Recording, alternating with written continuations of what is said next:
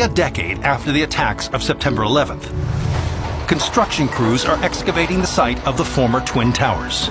We're talking about over 1.5 million tons of steel and concrete. This was one of the largest cleanup efforts in recent history. One day, the crew finds something out of the ordinary buried in the dirt below. A peculiar wooden structure. This was completely unexpected. It was a piece of wood connected to another piece of wood, connected to another piece of wood. Eventually, a form begins to emerge. It's made up of dozens of wooden planks. It's 32 feet long and has a curved shape. Viewed from above, the structure is instantly recognizable. It's the hull of a ship.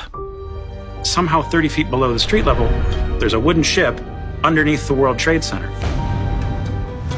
City officials bring in a professor from Columbia University named Edward Cook.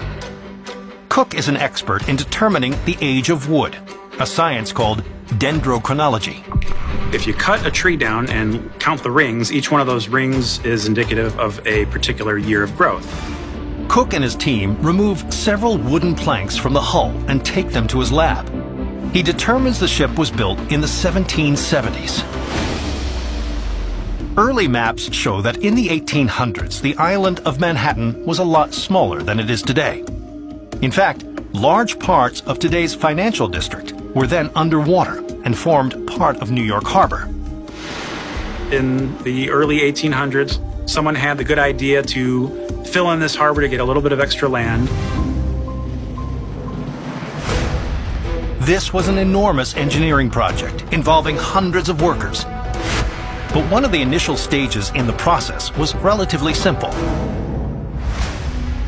It involved dumping large quantities of wood into the waters that would later become dry ground. Old wagons, demolished buildings, hundreds of decommissioned ships were all thrown into the harbor and later filled in with dirt to create the new land. It's thought that the ship that was unearthed at Ground Zero was one of these vessels. People built out more than 3 football fields on the east, west, and south side of Manhattan. Today, a fragment of the ship found beneath the World Trade Center is on display at the Center for Maritime Archaeology and Conservation in College Station, Texas.